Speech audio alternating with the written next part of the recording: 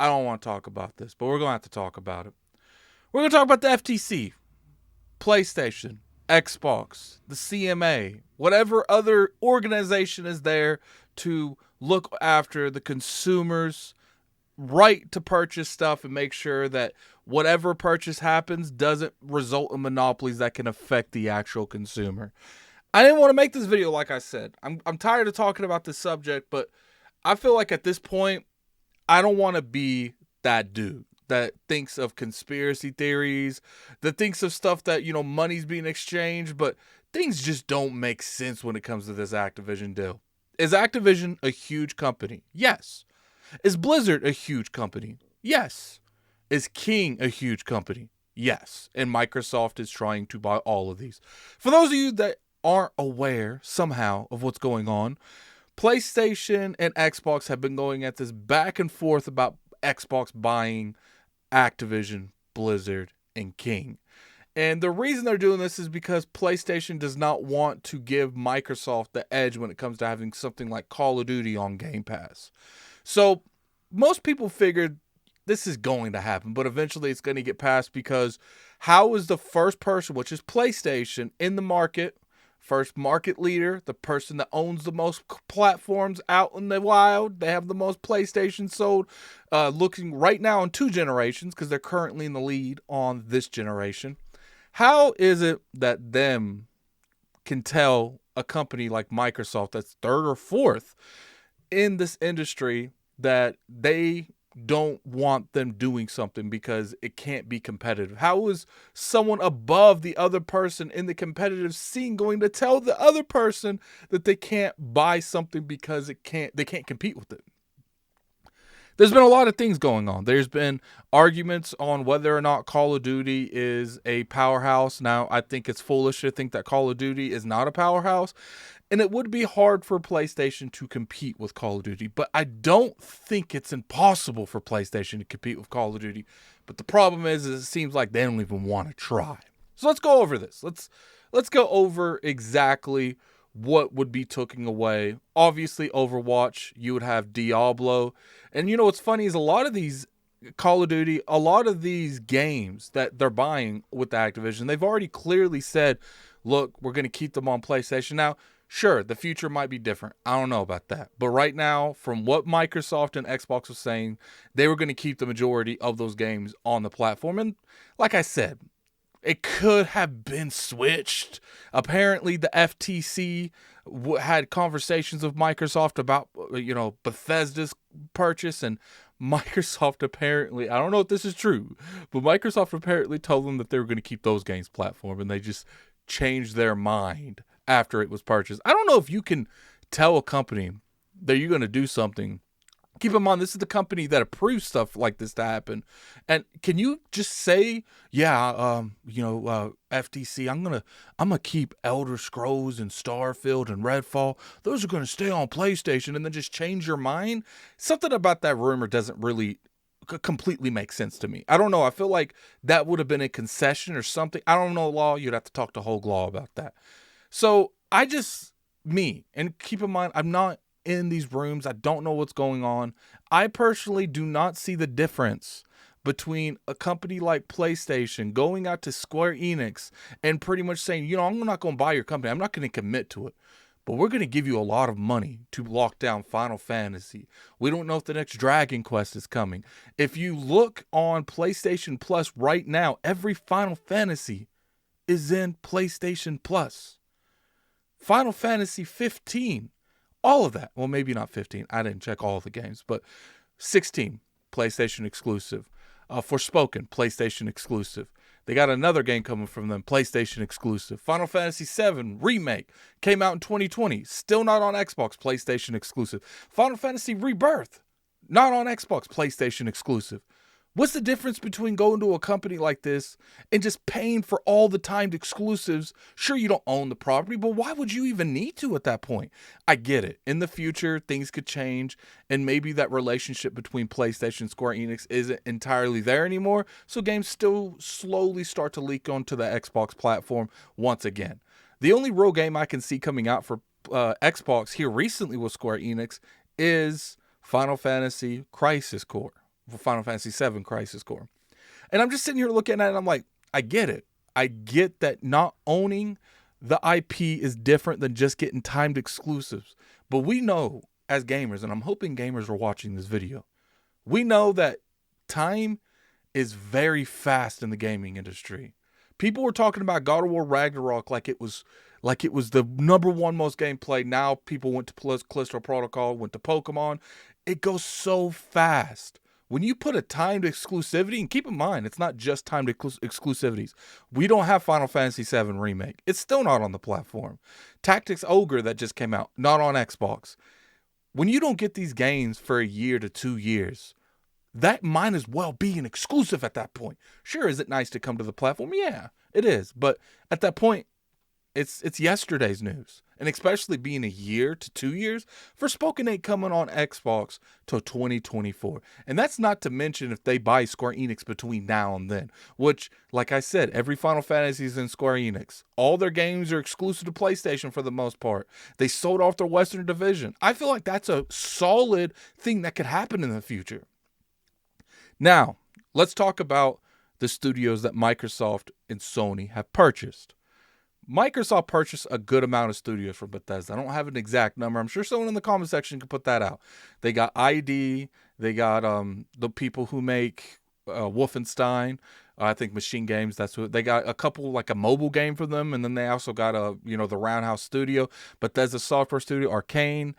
The crazy part about these studios is they were all doing bad. They're not necessarily like making them a lot of money. They could have been a profitable, some of them, but studios like Arcane and the people that make The Evil Within, they have stated that these studios may have been shut down in the future if it's still trended downwards. Now, I'm not going to sit here and say that PlayStation hasn't went and bought stuff. I think we can all agree that PlayStation has definitely bought stuff. They bought Bungie, which is probably the biggest first-person shooter besides Call of Duty and Overwatch right now on the market.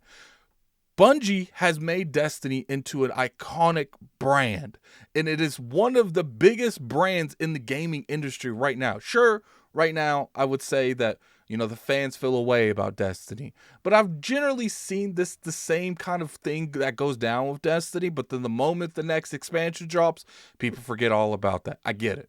There is some quality behind Bungie, and I don't know what PlayStation is going to do with that, but it doesn't take away from the talent that Bungie has. They bought studios. They bought a bunch of studios in 2021. They bought Blue Point Games, the people that make Demon's Souls. Nixxes Software, they make PC ports, it seems. House Marquee, the people that made Returnal. They bought Firespy. I don't think their game's out yet. And they bought Valkyrie Entertainment, it looks like. Look, you look at those games, all right? The only difference between a studio like that, because that's 5 studios in 2021, just 2021. How many studios is Bethesda on? Maybe 6, 7? I mean, let me look real quick. It's just, that's the part that kills me. How many studios does Bethesda have? They have, it looks like, they got about 6, maybe 7. They got Bethesda Software Studios, ZeniMax Online, ID Software, Arcane, Machine Games, Tango, Alpha Dog, Roundhouse. So 1, 2, 3, 4, 5, 6, 7, 8. So they got 8. So that's 3 more studios that they bought. I feel like the only difference, and keep in mind, some of those games, they haven't even made a game. I don't think Roundhouse Studios made a game. One of them is a mobile studio, and which obviously some of these studios that PlayStation bought aren't exactly making AAA products either. But you look at something like this, they bought 5 studios in 2021. And I feel like the only difference between that, obviously, is the 3 studios, but it's just money. PlayStation can't go out there and buy the kind of quality studios that Microsoft can. Is that Microsoft's fault? No, not really. But to me, if PlayStation had the money that Microsoft has, they would be making these purchases. To me, if you're going out there buying these studios, you should be trying to buy more quality studios that you feel like you can keep up with this instead of buying studios that can make games for you on PC, that can support your studios on this. It's crazy to me that they have bought this many studios, and that's just in 2021. Like I said, the only difference between these two seem to be just the amount of money going on and the quality that the studios get out. They bought Insomniac Games in 2019. Sunset Overdrive was on Xbox. Xbox will never get a sequel. No one seems to care. They once again, Bungie's making like 2 more projects. Sure, they did come out openly and say, yo, we have no intentions on locking our games behind any kind of wall. It's always going to come out to all platforms. Look, right now, I guess we got to go with their word, but apparently Microsoft told the FTC something and then just changed their mind afterwards. So how do we know PlayStation ain't going to do that? And then they went and they bought a studio named Savage Studio. They have bought a good amount of studios, man. It's like, we got the 5, Insomniac is 6, and then you have Bungie, which is 7, and then you have the other one, which is 8. Look, I'm not going to sit there and say that Activision isn't a studio, a company that can be bought, that can give a huge market share to Microsoft. But like I said, Microsoft and Xbox aren't even remotely to the top when it comes to how much impact they have in the industry. Sure, they're doing better, and no one's going to deny that. But I think it's foolish to sit there and say that just because they buy Activision, Blizzard, and King, they're going to be top of the boards every month. I don't think that's the case.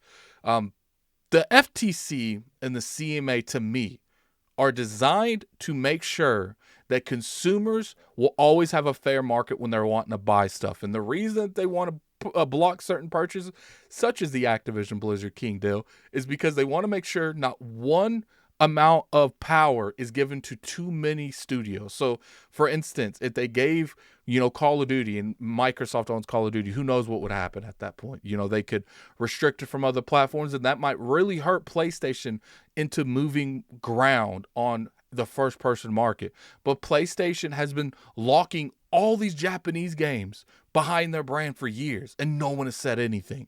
Like I said, I get it. One is buying the whole company, and one is just pretty much licensing that company for a certain amount of time. But like I said, games is fast. By the time that year or 2 years up, games not irrelevant, but it's not impactful like it was.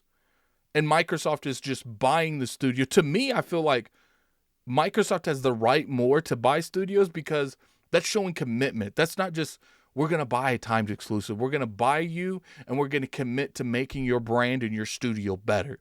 Sure, we got to see what these other games that PlayStation bought and other games that Xbox bought and see how they elevate these studios to make them better.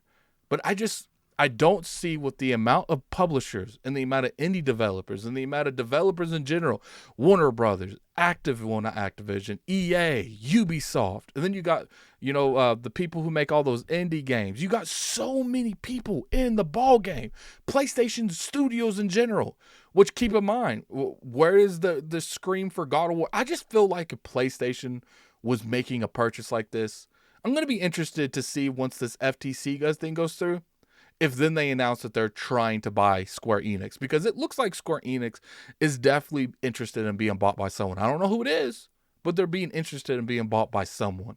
You got people like Embracer Group buying studios after studios after studios, and no one says anything. No one stops them. You got all these people, Tencent, doing the same thing. No one stops them. Now, I don't know, maybe if they're located outside of the U.S., they can't really do a whole lot. Maybe because Microsoft is a console holder, it's a little bit different. But it's just, to me, I just don't understand what's going on here. And, obviously, I might be a little bit too close to this because of the Final Fantasy thing. I used to love Final Fantasy, and I still have it. I mean, I have a PlayStation right there. So it's like I can't buy the platform. I can. It's right there. And that's exactly what Xbox and PlayStation fans can get. I want to see what happens next. I don't like talking about this Activision deal, because unless it's something big, and I do feel like this is relevant enough to actually come out here and talk to you fine gentlemen and ladies that's watching this video. But, definitely comment in the comment section below. What do you guys feel about this? Do you feel like this is just nonsense? Do you think the deal's still going to go through? Most likely they're going to have to go to court. I wouldn't see a reason why Microsoft couldn't win that because of what's going on. They're not the top people in the force. There's plenty of other competitors in the thing. Like, obviously, I'm not a lawyer. Like I said, you're going to have to go to Hulk for that. But I'm just curious to hear your guys' opinion in the comment section below. And until next time, this is Gaming Addict. I'm out of here. Peace.